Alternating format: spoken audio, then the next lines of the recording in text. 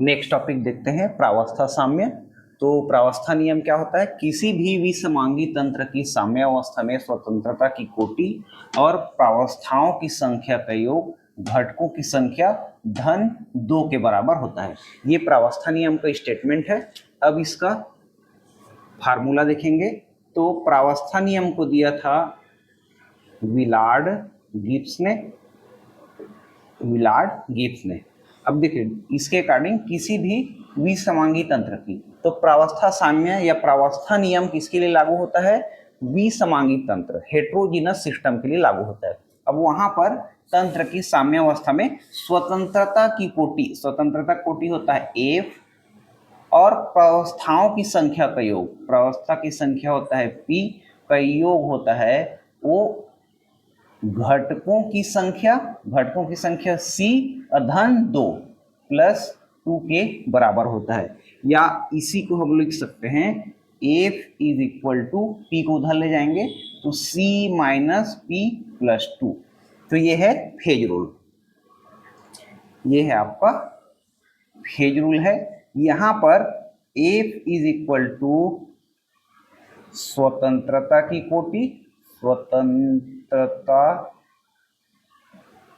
कोटि है ये, पी है प्रावस्था की संख्या या प्रावस्थाओं की संख्या, यहां पर सी है घटकों की संख्या,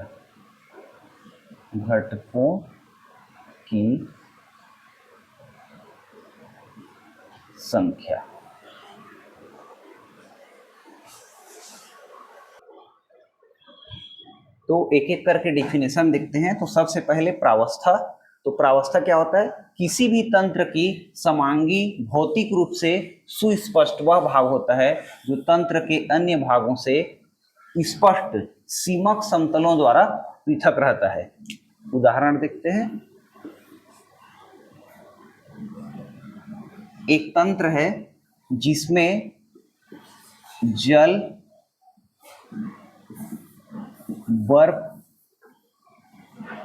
और जलवाष्प ये तीनों आपस में साम्य में है, जल, बर्फ और जलवाष्प। तो यहाँ पर देख सकते हैं हम लोग कि जल को, बर्फ को और जलवाष्प को, तीनों को हम लोग भौतिक रूप से अलग अलग पहचान सकते हैं। इसीलिए इस तंत्र में प्रावस्था या पी नंबर ऑफ फेजेज है वो 3 होगा।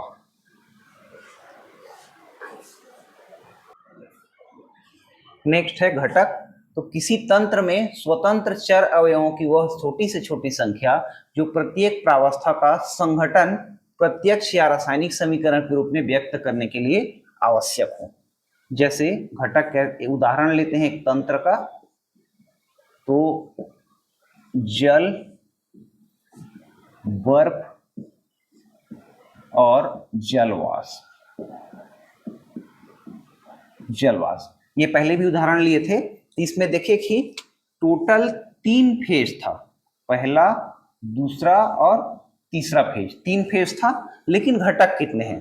तो चूंकि इसमें बोल रहा है वह छोटी से छोटी संख्या जो प्रत्येक प्रावस्था पहला, दूसरा, तीसरा, प्रत्येक प्रावस्था का संघटन, कंपोजिशन को डायरेक्ट या केमिकल इक्वेशन के रूप में व्यक्त करने के लिए आवश्यक हो। तो यहाँ पर जल को हम लोग H2O से व्यक्त कर सकते हैं, बर्फ को भी H2O से व्यक्त कर सकते हैं और जल वाष्प को भी H2O से व्यक्त कर सकते हैं। इसीलिए तीनों प्रावस्था, जल, बर्फ और जल वाष्प, तीनों प्रावस्था को हम लोग एक ही समीकरण H2O से व्यक्त कर सकते हैं। इसीलिए इस उदाहरण में घटकों की संख्या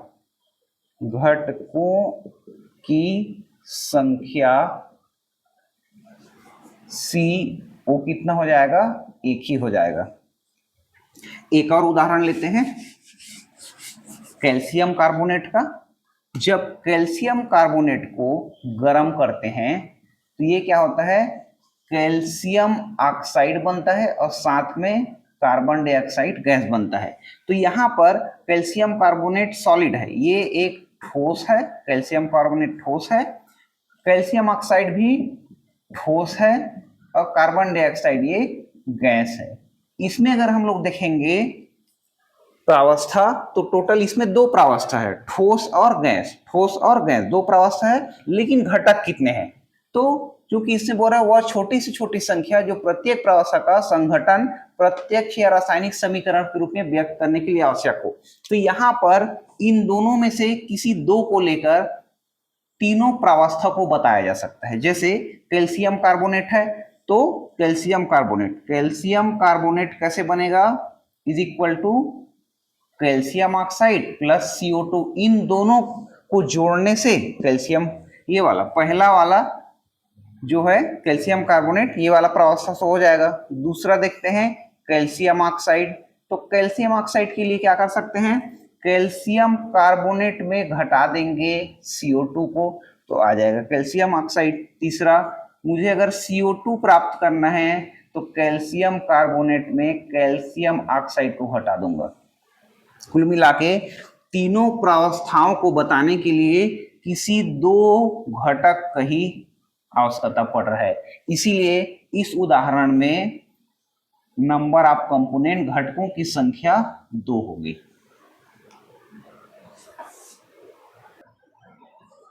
नेक्स्ट है स्वतंत्रता की कोटि। तो ये क्या होता है? परिवर्तनशील कारकों की वह संख्या जिसे स्वेच्छा से निर्धारित करने पर तंत्र की दशा पूर्ण रूप से परिभाषित हो जाए। और ये कारक क्या क्या हो सकते हैं? ये कारक हो सकते हैं ताप, दाब और सांद्रता।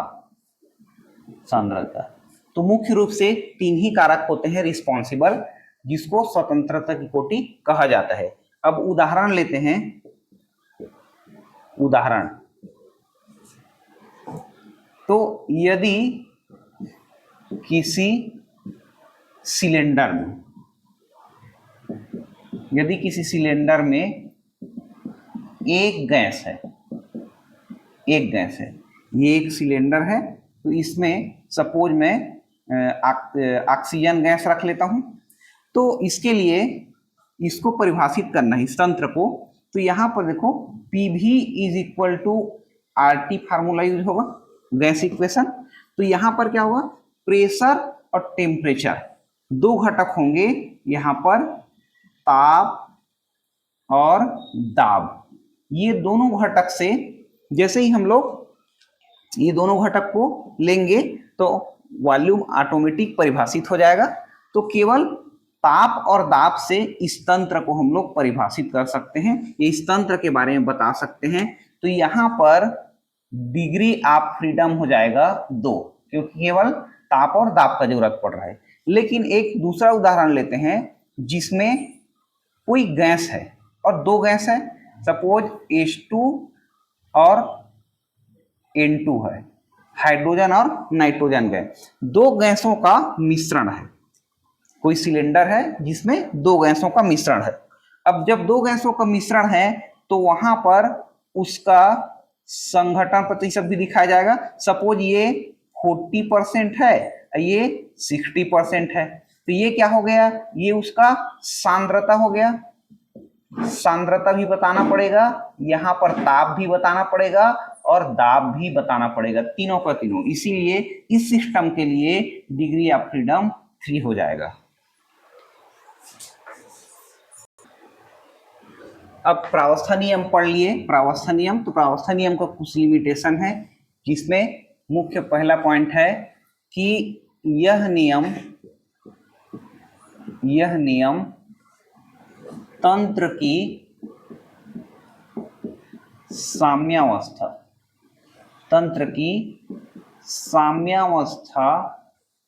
पर लागू होती है। ये इसका मुख्य लिमिटेशन है कि यदि सिस्टम है वो इक्विलिब्रियम में नहीं है तो फेज रूल आप अप्लाई नहीं कर सकते, इसीलिए तंत्र की साम्यावस्था पर ही ये नियम लागू होता है। लिमिटेशन, यह प्रावस्था की संख्या बताता है, प्रावस्था की संख्या बताता है लेकिन मात्रा नहीं। सिस्टम में प्रावस्था की संख्या को बताता है लेकिन मात्रा को नहीं बताता। तो ये दोनों इसका मुख्य लिमिटेशन है। अब नेक्स्ट देखते हैं इसमें एक घटक तंत्र।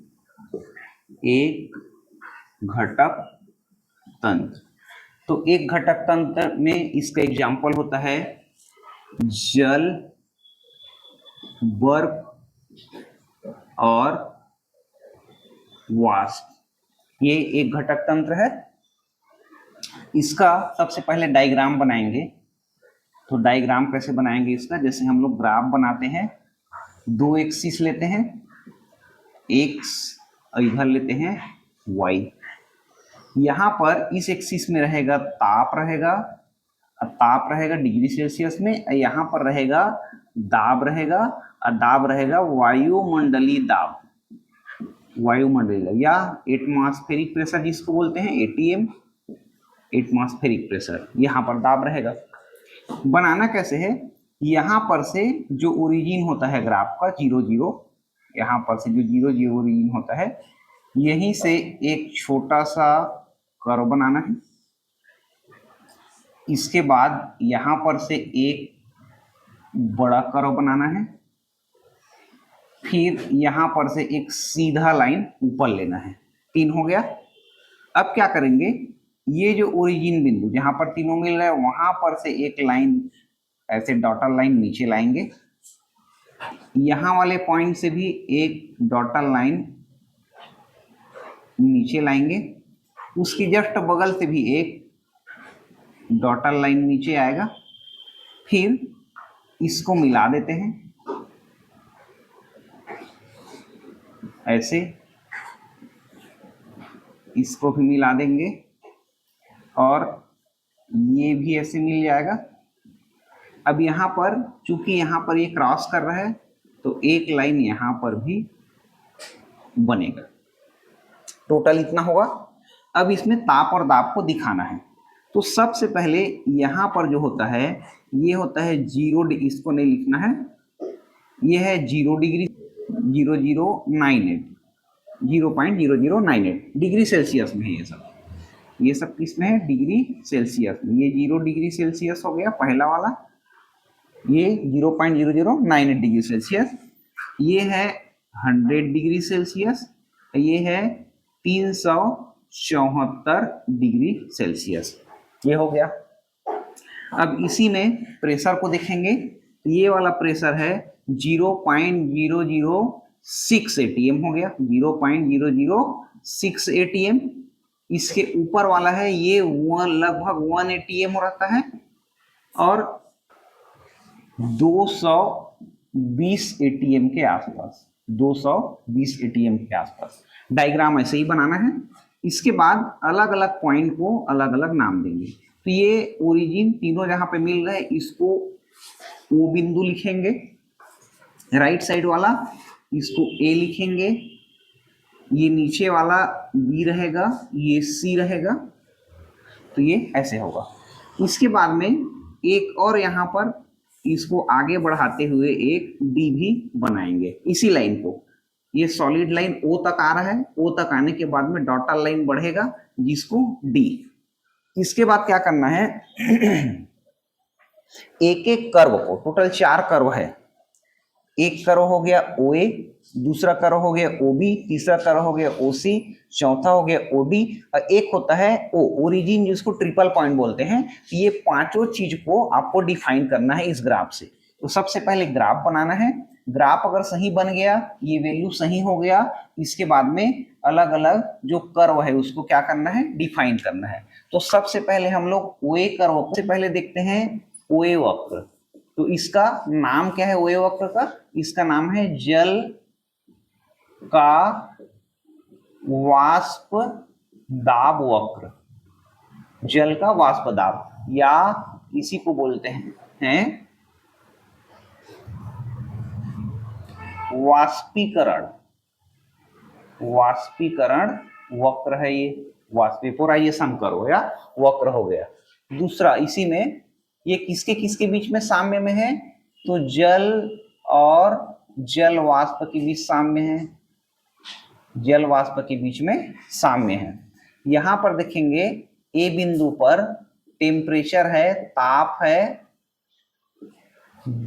374 डिग्री सेल्सियस और दाब यहां पर है 220 atm। अब जैसे ही हम लोग ताप को क्या करेंगे, बढ़ाएंगे 374 से ऊपर करेंगे तो दोनों फेज, दोनों प्रावस्था एक हो जाएंगे, एक हो जाएंगे। तो केवल तापमान 374 220 पर ही दो प्रावस्था जल और वाष्प का मिलता है। इसके बाद नेक्स्ट पॉइंट इसी में बताना पड़ेगा कि डिग्री ऑफ फ्रीडम कितना है। तो फेज रूल क्या होता है, F is equal to C minus P plus 2, ये है। तो डिग्री ऑफ फ्रीडम निकालना है। कंपोनेंट कितना है, कंपोनेंट है 1। फेज कितना है, इस कर्व के बारे में बात कर रहे हैं, OA के बारे में। तो जल और वाष्प 2 है इक्विलिब्रियम में, तो फेज हो जाएगा 2 और प्लस 2, तो ये दोनों कैंसल होगा। F कितना मिलेगा, 1 मिलेगा। F कितना मिलेगा, 1। तो यहाँ पर OA वक्र में डिग्री ऑफ फ्रीडम कितना है, 1 है। नेक्स्ट देखते हैं OB। OB देखेंगे तो यहाँ पर OB में बर्फ और वाष्प के बीच में साम्यावस्था है, बर्फ और वाष्प के बीच में साम्यावस्था है। तो इसको बोलते हैं, इस कर्व का नाम होता है बर्फ का वाष्प दाब वक्र होता है। चूंकि बर्फ से वाष्प बन रहा है, तो डायरेक्ट अगर सॉलिड से वेपर बनता है विदाउट लिक्विड तो उसको बोलते हैं ऊर्ध्वपातन, इसीलिए ये ऊर्ध्वपातन वक्र है, ये ऊर्ध्वपातन वक्र है। अब यहाँ पे किसके किसके बीच में साम्य है, बर्फ और जल वाष्प। तो यहाँ पर बर्फ और जल वाष्प के बीच में साम्य अवस्था में है, ये ताप वाला नहीं रहेगा इसमें। नेक्स्ट पॉइंट हम लोग देखेंगे degree of freedom. Degree of freedom F is equal to C minus P plus 2 होता है। तो यहाँ पर डिग्री ऑफ फ्रीडम निकालना है। कंपोनेंट कितना है, कंपोनेंट एक ही है। फेज कितना है, 2। यहाँ पर OA में फेज 2, एक बर्फ दूसरा वाष्प, 2 फेज, प्लस 2 करेंगे ये दोनों कैंसल होगा, तो F इज इक्वल टू कितना आ जाएगा, 1 आ जाएगा। तो यहाँ पर डिग्री ऑफ फ्रीडम 1 है, मतलब ये एक चर तंत्र है, एक चर तंत्र। अगर डिग्री ऑफ फ्रीडम 1 आता है तो एक चर तंत्र हो जाता है। इसके बाद में नेक्स्ट है OC वक्र, तीसरा है OC वक्र। तो OC में क्या है, बर्फ और जल आपस में किस में है, साम्यावस्था में है। तो बर्फ अगर जल बनता है तो उसको क्या बोलते हैं, पिघलना। तो बर्फ, ये वक्र है, इसका नाम हो जाता है गलनांक वक्र, गलनांक वक्र। ये गलनांक वक्र है। यहाँ पर बर्फ और जल आपस में साम्यावस्था में है। अगर डिग्री ऑफ फ्रीडम निकालेंगे तो डिग्री ऑफ फ्रीडम कितना हो जाएगा, यहाँ पर भी देखो कंपोनेंट कितना, एक, फेज 2 है, बर्फ और जल, अब प्लस 2 करेंगे तो यहाँ पर भी F इज इक्वल टू 1 आएगा। तो तीनों कर्व में F इज इक्वल टू 1, मतलब तीनों है एक चर है, एक चर तंत्र है। ये एक पॉइंट इसमें और डिस्कस करना है, और वो पॉइंट है, यहाँ पर देखते हैं कि जैसे जैसे हम लोग दाब को बढ़ा रहे हैं, इधर जाने पे दाब बढ़ रहा है, इधर जाने पे ताप बढ़ रहा है। तो जब दाब बढ़ रहा है, यहाँ ऊपर जाने से जब दाब को बढ़ा रहे हैं, तो ये जो मेल्टिंग पॉइंट कर्व है, ये वाला गलनांक वक्र है, तो यहाँ पर देखते हैं कि बर्फ का गलनांक है वो कम हो रहा है, क्योंकि देखिए ये यहाँ इधर जाने पे दाब बढ़ रहा है, लेकिन इस पॉइंट पे क्या हुआ, ताप क्या हो गया, कम हो गया। यहाँ नीचे आएगा, यहाँ से कम, ताप क्या हो गया, कम हो गया। तो यहाँ बोल सकते हैं दाब बढ़ाने पर बर्फ का गलनांक कम होता है, कम होता है। ले सातेलियर प्रिंसिपल भी यही बताता है कि दाब बढ़ाने पर साम्यावस्था उधर शिफ्ट होगा जहां पर वॉल्यूम कम होगा। तो जैसे दाब बढ़ा रहे हैं तो ये शिफ्ट किधर होना चाहिए, जिधर वॉल्यूम कम हो। जल का वॉल्यूम क्या होता है, कम होता है, इसीलिए बर्फ क्या होगा, धीरे धीरे पिघलना शुरू हो जाएगा, उसका गलनांक क्या हो जाएगा, कम होते जाएगा। ये हो गया। नेक्स्ट देखते हैं ओडी वक्र। नेक्स्ट देखते हैं ओडी वक्र, चौथा है ओडी वक्र। तो ओडी वक्र वैसे प्रेजेंट नहीं होता है, लेकिन बोलते हैं अगर ओए वक्र को और पीछे तरफ और बढ़ाया जाए तो इसी को बोलते हैं ओडी वक्र। ओडी वक्र को जल का मित स्थायी वक्र बोला जाता है, जल का मित स्थायी या मेटास्टेबल वक्र बोला जाता है। तो यहाँ पर क्या किया जाता है कि जो जल है जैसे ही यहाँ तक आएगा 0 तक तो जल रहेगा, लेकिन जल के नीचे जाने पे ये वाला जो एरिया है वो किसका है, बर्फ का। लेकिन ऐसा बोलते हैं कि ये जो ओडी वक्र में यहाँ तक आने तक भी जो जल है वो जल ही रहता है, जल है वो बर्फ नहीं बनता, वो जल अवस्था में रहता है, और उसको बोलते हैं super cold, super cold, super cooled water बोला जाता है, उसको बोलते हैं सुपर कूल्ड वाटर। ये है इसका ओडी वक्र। इसके बाद नेक्स्ट है पांचवा में ओ पॉइंट। ओ पॉइंट सबसे इंपॉर्टेंट पॉइंट है इसमें ओ। अब यहाँ पर क्या है, ओ पॉइंट पर देखते हैं कि ओए, ओसी और ओबी तीनों एक ही जगह मिलते हैं। तो ओ पॉइंट पे क्या होता है, ओए, ओबी और ओसी तीनों क्या होते हैं, मिलते हैं, मिलते हैं। तो ऐसा बोल सकते हैं हम लोग कि वेपोराइजेशन कर्व या वाष्पीकरण कर्व, वाष्पीकरण वक्र, गलनांक वक्र और ऊर्ध्वपातन वक्र, ऊर्ध्वपातन वक्र एक बिंदु पर मिलते हैं, एक बिंदु पर मिलते हैं जिसे त्रिक बिंदु कहा जाता है, त्रिक बिंदु कहा जाता है, त्रिक बिंदु कहा जाता है। इस त्रिक बिंदु पर ताप कितना है, इस त्रिक बिंदु पर ताप है 0.0098 डिग्री सेल्सियस और दाब है 0.0006 atm, एटमॉस्फेरिक प्रेशर। ये दोनों ताप और दाब को याद रखना जरूरी है, क्योंकि त्रिक बिंदु पर ताप और दाब के मान को पूछा जाता है। एक और चीज है, डिग्री ऑफ फ्रीडम पूछता है, तो F = C - P+2 करेंगे तो यहाँ पर कंपोनेंट कितना है, कंपोनेंट तो एक ही है। इसके बाद -P फेज, फेज देखिए 3 है यहाँ पर, 1 2 3 इस O पॉइंट पे, तो 3 हो जाएगा +2, तो ओवरऑल ये क्या हो जाएगा 0। तो यहाँ पर डिग्री ऑफ फ्रीडम या स्वतंत्रता की कोटि है वो ट्रिपल पॉइंट पर 0 होता है, त्रिक बिंदु पर 0 होता है, इसको याद रखना है। तो ये हो गया एक घटक तंत्र के बारे में, जिसमें जल, बर्फ, जल वाष्प जो तंत्र है, जिसमें 3 प्रावस्था होता है, जल, दूसरा बर्फ और तीसरा वाष्प, लेकिन नंबर ऑफ कंपोनेंट कितना होता है, एक ही होता है, और अलग अलग कर्व में अलग अलग डिग्री ऑफ फ्रीडम मिलता है। ये तीनों कर्व में डिग्री ऑफ फ्रीडम 1 मिलता है, ट्रिपल पॉइंट पर 0 मिलता है। तो हर घटक तंत्र में आपको पहले डायग्राम बनाना है और टेम्परेचर, प्रेशर या जो भी इस एक्सिस में है उसको सही सही रखना है, और रखने के बाद अलग अलग कर्व को बस डिफाइन करना है।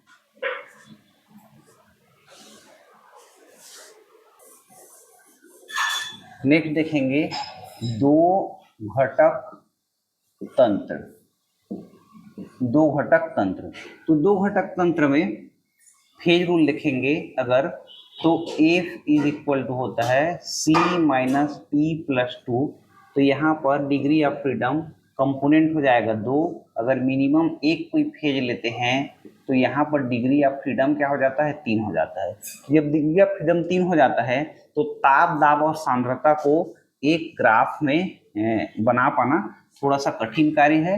इसीलिए जब हम ठोस और द्रव के लिए दो घटक तंत्र देखते हैं तो दाब वाला एक्सिस को हम लोग नेग्लेक्ट कर सकते हैं। इसीलिए यहाँ पर ये जो फेज रूल है वो चेंज हो जाता है और इसका नाम हो जाता है रिड्यूस्ड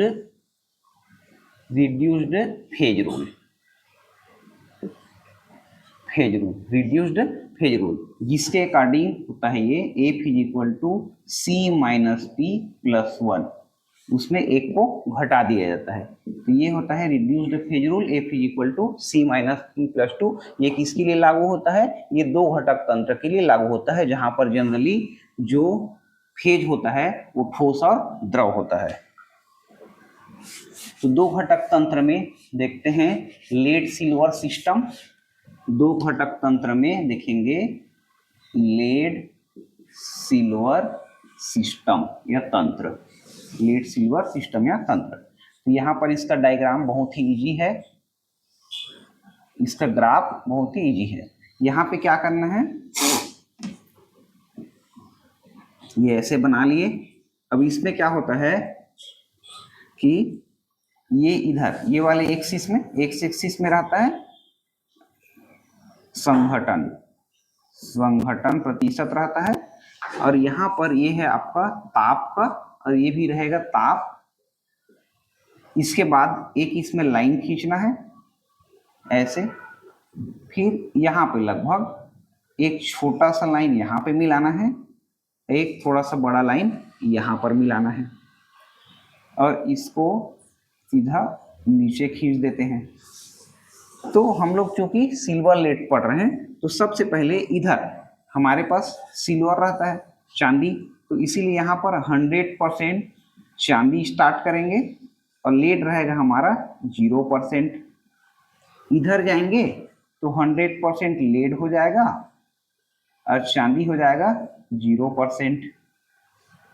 यहाँ पर इस पॉइंट पे 2.4% चांदी रहता है और 97.6% लेड रहता है।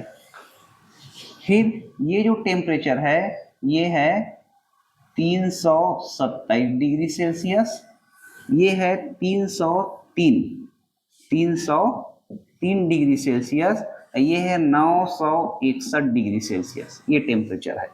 इसके बाद यहाँ पर रहता है लिक्विड या द्रव, यहाँ पर रहता है द्रव, लिक्विड। किसका लिक्विड रहेगा, सिल्वर और लेड का लिक्विड। इस टेम्परेचर पे सिल्वर और लिक्विड दोनों का क्या रहेगा, द्रव रहेगा। यहाँ पर मिलता है इस द्रव के साथ में ठोस, क्योंकि इधर चांदी से स्टार्ट हो रहा है तो ठोस चांदी रहेगा। इस कर्व में द्रव के साथ में इधर लेड ज्यादा है तो यहाँ पर हो जाएगा ठोस लेड रहेगा यहाँ पर। इसके बाद ये दोनों हैं तो यहाँ पर आपको लिखना है यूटेक्टिक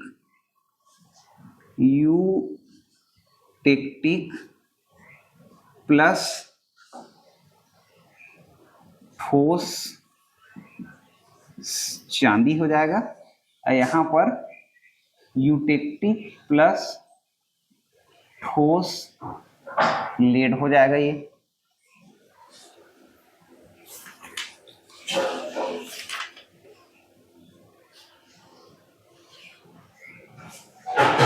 यहाँ पर ये टेम्परेचर भी कितना है, 303 डिग्री सेल्सियस है।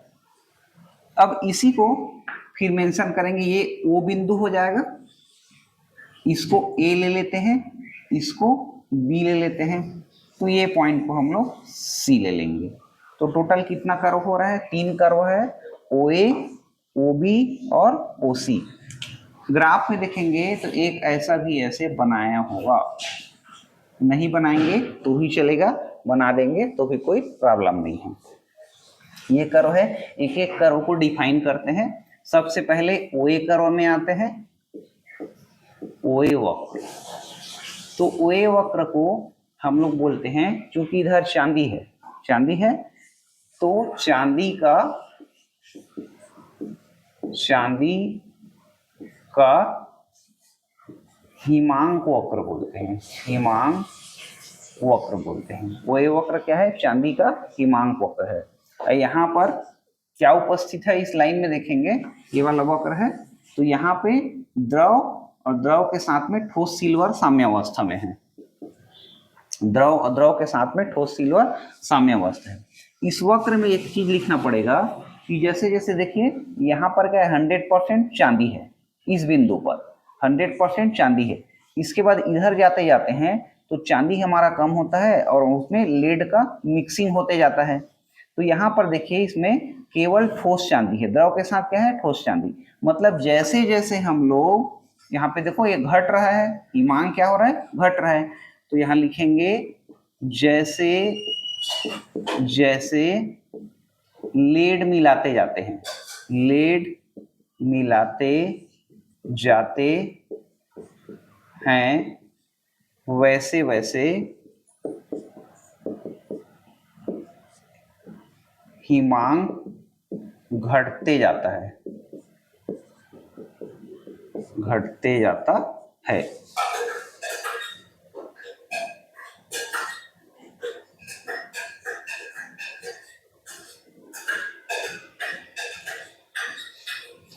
क्या इसको तो नेक्स्ट देखते हैं, इसका सब ग्राफ को हम लोग देखेंगे। तो पहला इसका वक्र है ओए वक्र। इसको बोलते हैं चांदी का हिमांक वक्र। चांदी का हिमांक वक्र, ओए वक्र क्या है? चांदी का हिमांक वक्र। यहाँ पर देखो द्रव और द्रव के साथ ठोस सिल्वर किसमें है? साम्यावस्था में है। इसके बाद यहाँ देखो ए से ओ तक जाने में ये है, ये क्या है? घट रहा है। तो ओ से ए में क्या हो रहा है? यहाँ पे 100% सिल्वर है। जैसे इधर जा रहे हैं तो उसमें लेड का मिक्सिंग होते जा रहा है। इसके बाद जैसे ही ओ बिंदु पर आ रहे हैं तब तक है, फिर ओ के आगे जाने पे देखो ठोस लेड मिल रहा है। इसका मतलब ये हुआ कि जैसे जैसे जैसे जैसे लेड मिलाते जाते हैं, गलनांक घटते जाता है, घटते जाता है। और ओ बिंदु के बाद लेड का मिश्रण नहीं हो पाता और ठोस लेड के रूप में उपस्थित होता है। तो यहाँ पर देखते हैं इधर केवल चांदी है, लेकिन जैसे ही ओ बिंदु पर जा रहे हैं तो यहाँ तक ही लेड का मिक्सिंग होता है। इसके आगे लेड है वो मिक्स नहीं हो पाता है सिल्वर के साथ और ठोस लेड के रूप में फिर वो बच जाता है। ये हो गया। इसके बाद इसी में डिग्री ऑफ फ्रीडम बताना है तो रिड्यूस्ड फेज रूल लगेगा। F is equal to C minus P plus 1। ये क्या लगेगा?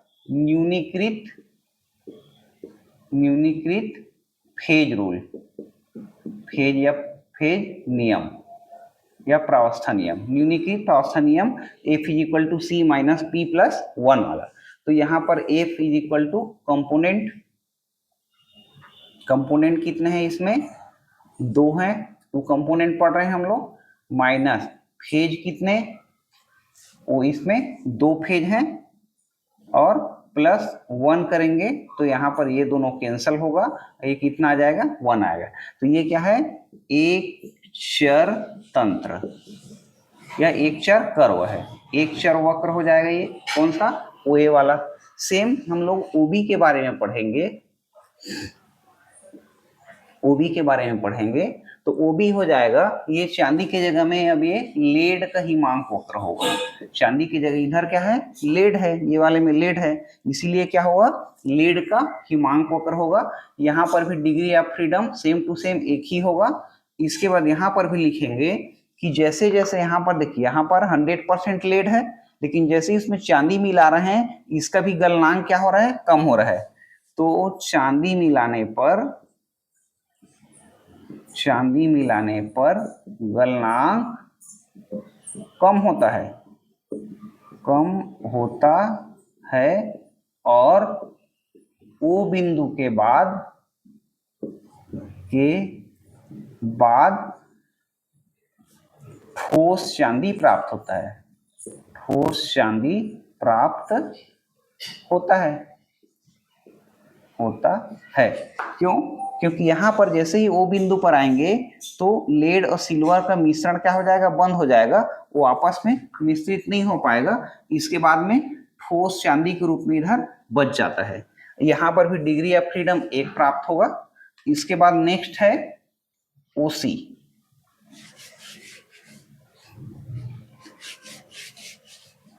नेक्स्ट है OC वक्र। तो OC वक्र एक्चुअली में यहाँ पर 303 डिग्री सेल्सियस को देखते हैं हम लोग, 303 डिग्री सेल्सियस। इसके नीचे जाएंगे तो एक नया टर्म लिखा हुआ है यूटेक्टिक या गलन क्रांतिक बोलते हैं जिसको। यूटेक्टिक मतलब होता है गलन क्रांतिक। तो ये जो ये वाला लाइन है ना, इसको बोलते हैं गलन क्रांतिक वक्र है, गलन क्रांतिक वक्र। तो यहाँ पर क्या है, 303 डिग्री में ये प्रेजेंट होगा, लेकिन जैसे ही 303 से नीचे जाते हैं, गलन क्रांति यूटेक्टिक बोलते हैं। तो जैसे ही O पे देखिए, O बिंदु पे 303 डिग्री सेल्सियस है, लेकिन जैसे ही 303 से नीचे जाते हैं, तो वहां पर हमको यूटेक्टिक मिलता है, गलन क्रांति प्लस ठोस सिल्वर मिलेगा इस साइड पे, और इधर क्या मिलेगा, यूटेक्टिक प्लस ठोस लेड मिलता है इस पे, टेम्परेचर को जब लो करते हैं। तो यहीं पर जो OC पर जो कंपोजिशन है, संघटन है, ये मिलता है 2.4% यहाँ पर चांदी मिलेगा और 97.6% यहाँ पर लेड मिलता है।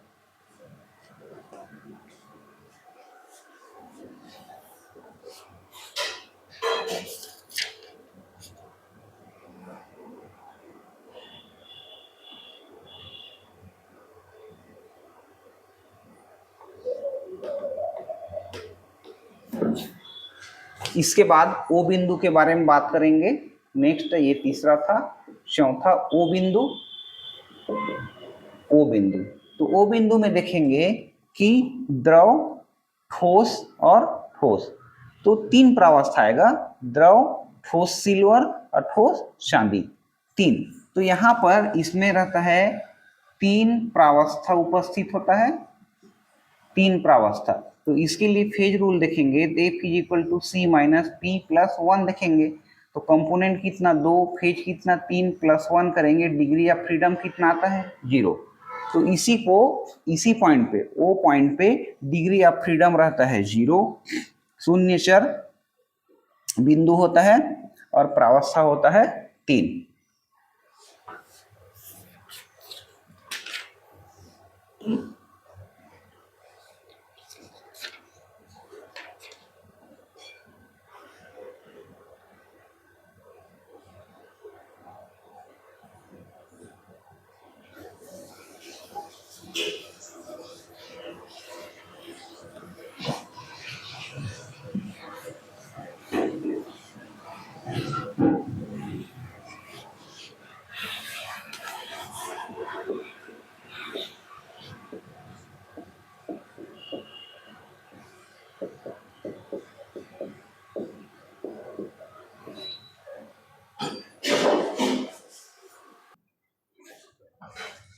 इसी में 2 कंपोनेंट सिस्टम में, लेड सिल्वर सिस्टम में एक इंपॉर्टेंट पॉइंट देखेंगे, शीशे का विरजतीकरण। तो ये जो शीशे का विरजतीकरण मतलब ये है कि शीशा और लेड को क्या करना है, अलग अलग करना है। तो ये पेटिशन मेथड द्वारा किया जाता है, पेटिशन मेथड द्वारा किया जाता है, जिसमें अर्जेंटीफेरस शीशा लिया जाता है, जिसमें चांदी की थोड़ी सी मात्रा रहती है। उसको क्या करते हैं, गलनांक के ऊपर तक गर्म करते हैं। यहाँ पर जो बिंदु ए बनाया गया था वो वही चीज है, इसको क्या करते हैं, ये है इसका गलनांक बिंदु, इसके ऊपर तक गर्म करते हैं। ऊपर तक गर्म करने पे क्या होता है कि सारा का सारा एक ही फेज में आ जाता है, द्रव फेज में आ जाता है।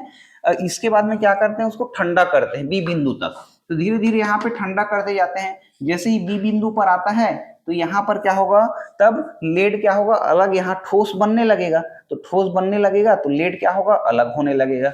इसके बाद इस बी बिंदु से और ओ बिंदु की तरफ जैसे ही आएंगे तो और अधिक मात्रा में लेड ठोस में बनने लगेगा। उसको क्या करते हैं, बीच बीच में चम्मच से निकालते जाते हैं। इसके बाद जब ओ बिंदु पर पहुंच जाते हैं तो यहाँ पर शुद्ध सिल्वर 2.4% अलग हो जाता है। तो इस प्रकार से शीशे का विरजतीकरण किया जाता है पेटिशन मेथड द्वारा।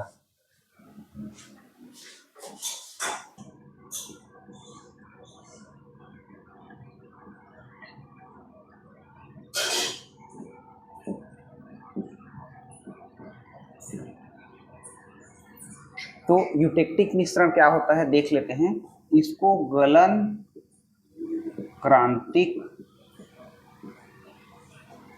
क्रांतिक मिश्रण भी बोला जाता है, गलन क्रांतिक मिश्रण भी बोला जाता है। तो यूटेक्टिक मिक्सचर क्या होता है, जब दो घटक तंत्र देखते हैं, जब दो घटक तंत्र देखते हैं, जैसे लेड सिल्वर हो गया, जब इसको मेल्टिंग पॉइंट से ऊपर तक गर्म करते हैं तो दोनों क्या होता है, यहाँ पर द्रव अवस्था में रहेगा। अब इसके बाद में द्रव अवस्था में रहने के बाद में दोनों आपस में क्या होता है, द्रव अवस्था में मिक्स हो जाता है। इसके बाद में जब उसको ठंडा करते हैं तो ठंडा करने पे यहाँ पे वो सॉलिड बनता है। तो सॉलिड, ये दोनों आपस में द्रव अवस्था में न तो ये रिएक्ट करते हैं, ये अलग अलग रहते हैं, एक साथ अलग अलग यौगिक होते हैं। और वैसे ही जैसे ये ठोस बनते हैं तो ठोस में भी क्या होते हैं, दोनों के प्रॉपर्टी वाला एक सॉलिड बनता है। यहाँ पे क्या बनता है, सॉलिड बनता है। तो इसी सॉलिड को ही यूटेक्टिक मिक्सचर या गलन क्रांतिक मिश्रण बोला जाता है। तो जब द्रव रहता है तो भी आप दोनों अलग अलग यौगिक रहेंगे, ठोस में भी दोनों अलग अलग यौगिक रहते हैं। तो द्रव से जब ठोस बन जाता है तो इसी को बोला जाता है यूटेक्टिक मिश्रण।